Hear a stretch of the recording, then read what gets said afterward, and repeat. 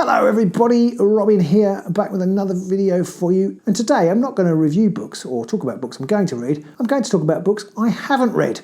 Now, many of you who are watching this, if you are watching this, are almost certainly going to be bibliophiles. Nobody who wasn't interested in books is going to watch some random bloke on the internet talking about them. And if you're a bibliophile, you'll be aware of the phenomenon of seeing a book, thinking it's great, and buying it, even though you have like a gajillion other books at home which you haven't read or you need to read, which you can go see in my December reads pile, how big that is. And these are the books that aren't on it. And these are books that I've read about or seen in the shops and thought, oh, they look really, really good. I need to get those. And they just haven't quite made it to the top of the to-be-read pile. I would love to open up a parallel universe where I could go and find the time to read these. I'm going to try and squeeze them into my 2024 reads, but we'll just have to see whether there's time.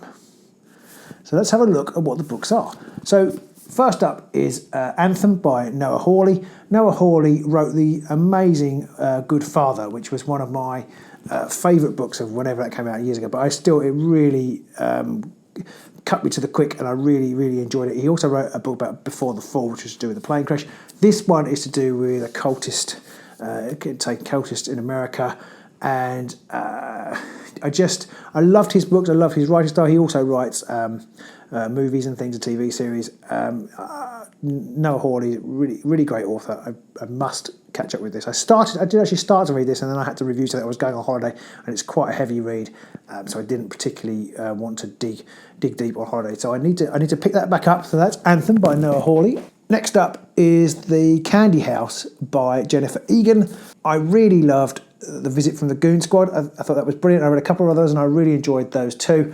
I must catch back up with The Candy House because it sounds even more up my alley, because it's about technology and how it might sort of change our consciousness and things. So I really must get on with The Candy House. I mean, all of these books I must get on with. I can say that about all of them. Next we have They. This was something random I saw on Twitter. These are from Faber. They're reprinted old kind of dystopian novels. I remembered how they began a parody of the newspapers.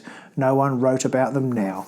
So it's basically an old book. I think it's from when's it published? By K. Dick, published in 1977. And I think it's about how the sort of art is censored and subjected to censorship and by a dictatorship, which I kind of feel like sometimes we're on the brink of now. So I do want to read that. That's only thin. I ought to be able to squeeze that one in. I nearly included that on my December reads. The Devil House by John Darnielle. John Darnielle wrote. He was singer-songwriter for the Mountain Goats, and this is about a true crime novelist who goes to the scene of a true crime where a house with lots of murders, and things start to go a bit crazy. This had a brilliant review, I think, in the Big Issue, so I picked that up because I thought it looked really, really interesting. Tom McCarthy's The Making of Incarnation. This was a random shopping trip. Actually, last Christmas, I always go Christmas shopping with my wife once a year up in London, and this one, Tom McCarthy, I've never read any Tom McCarthy books, it just struck me as interesting. Bodies in motion, birds, bees and bobsleighs. What is the force that moves the sun and other stars? Where is our fucking aeroplane? What's inside box 808 and why does everyone want it? The premise just sounded fascinating. I just wanted to try that out, but I still haven't.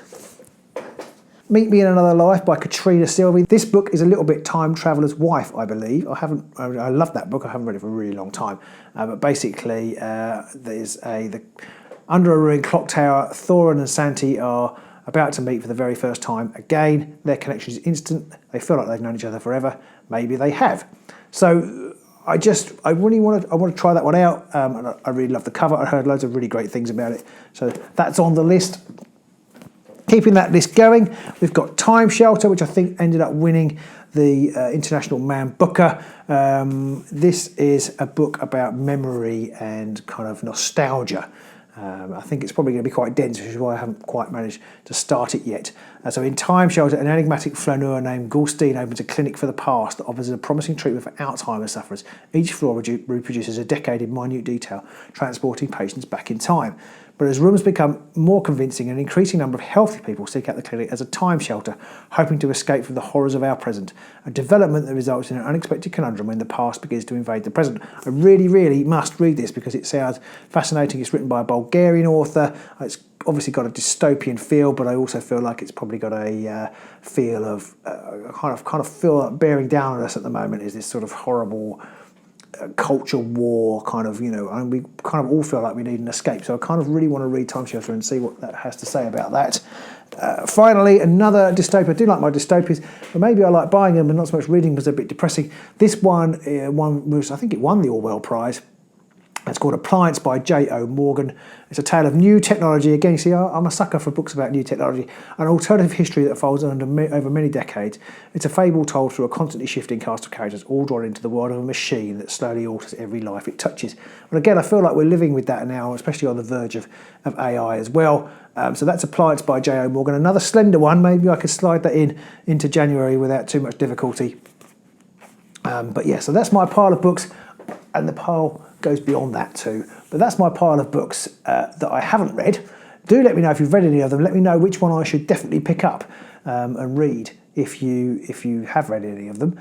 If you enjoyed this video, if you'd like to see more videos about things I haven't read, do please put a comment in the comments below, and I'll do my best to answer it. But until next time, thanks for watching. Do like and subscribe if you're new to the channel, and I'll see you somewhere in the book garden.